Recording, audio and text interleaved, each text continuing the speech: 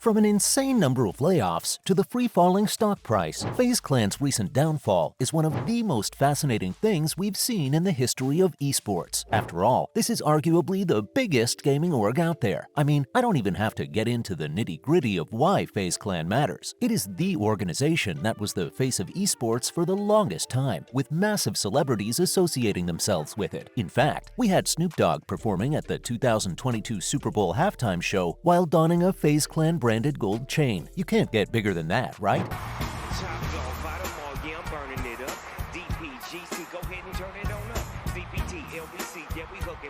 But while that moment marked a monumental milestone in the org's meteoric rise to mainstream popularity, there was something much more concerning going on behind the scenes. For instance, do you know just how much they paid to bring Snoop Dogg on board? Well, just a little $1.9 million in stock and a spot on the board of directors, not to mention hundreds of thousands of dollars worth of stock to his son, spouse, and manager. Though back then, they were on top of the world, with stock prices rising as high as $20 in August 2022. Amidst all that clout chasing, however, it seems like the org's ownership sort of forgot what made them great in the first place, their video game audience. And that, folks, was the turning point for FaZe Clan. Don't get me wrong, I'm not saying that getting people like Bronny James or other celebrities was the wrong move. It's never black and white like that. But since finding a way to translate internet cloud into an actual business is hard enough already, maybe, just maybe, you should be a bit more careful with your investments too. Take the Snoop Dogg thing, for example. The org, for some bizarre reason, just keeps handing out spots to celebs on its board of directors. Now, I love Snoop as much as anyone, and the dude knows about video games as well, and yet it still doesn't feel right to just add celebrities to the board for the sake of it, because let's be honest, Snoop Dogg isn't gonna roll up and care about the clan's business strategy, is he? Oh, and this issue is way deeper than just that. As a matter of fact, out of the 14 board of directors currently listed by the company, only 5 of them are the original members. What happened to everyone else? Well, as investment poured in from other avenues, those investors wanted their people at the helm, which of course eventually pushed the OG guys out. And now, it's just the classic case of the people at the top not knowing what they're doing. You don't have to hear it from me though, because Ludwig has pretty much hit the nail on the head with his explanation. Speaking in his recent video addressing the controversy, he was super critical of the direction FaZe Clan was heading in. For him, the org was just not what it used to be back in its prime. You know, a bunch of gamers making Call of Duty montages and living in the FaZe house, coming up with content. That atmosphere doesn't exist anymore. Alright guys, how we feeling?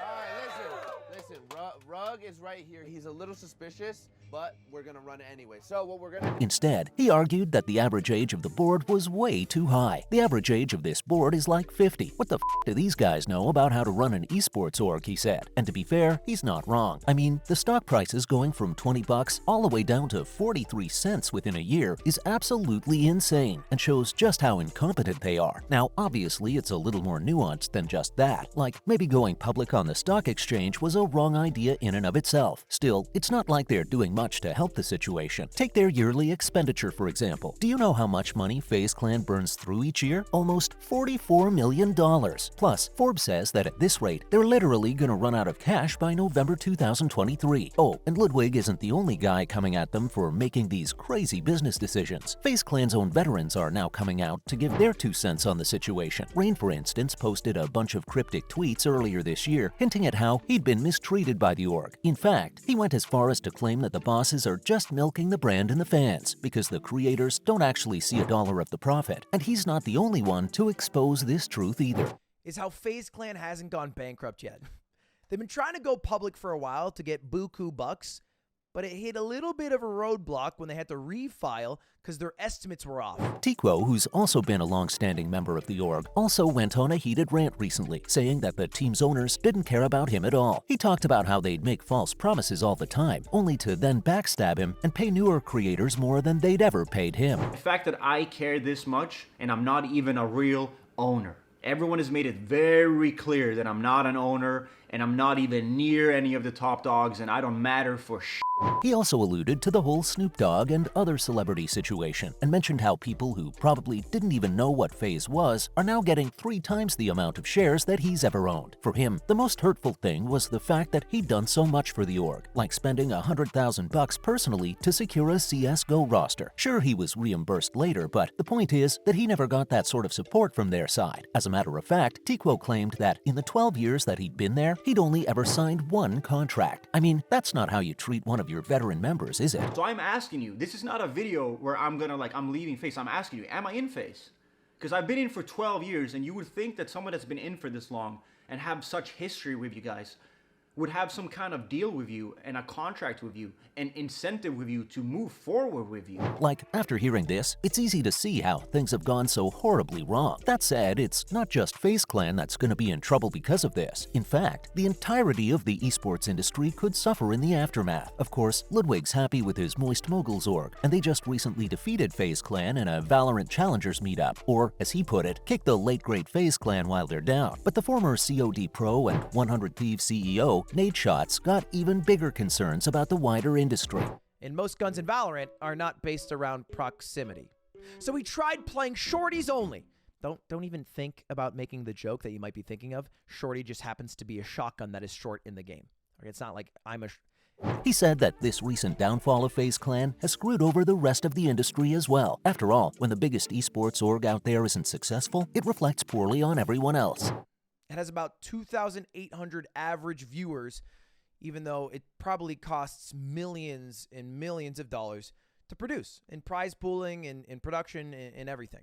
So according to him, people who want to be a part of gaming, or just investors in general, won't touch it with a 100-foot pole. Having said that, while everyone else seems to think it's all doom and gloom for FaZe Clan and the competitive gaming scene, the org's own CEO, Lee Trink, doesn't think it's quite the end of the road for them just yet. Addressing the employees in a company-wide statement, he said that the goal with going public was obviously to raise more capital, to focus on new opportunities and ventures. So they hired a lot of people to work on that stuff as well. The mission of FaZe Clan is multifold. Number one, it's to have the most exciting and engaging talent roster, the most exciting and engaging content. Our plan is to continue to pioneer. But now that the economic conditions have become uncertain, they had to lay off all those people to refocus their growth strategy. I mean, do you buy that? Like, they literally laid off around 120 people, which was 20% of their workforce earlier this year. This isn't a small number by any metric, and probably contributed to the extra drop in stock price we're seeing right now. All right, it seems I got 3 votes and 1 no vote right there, but I'll take it. Oh, there you go.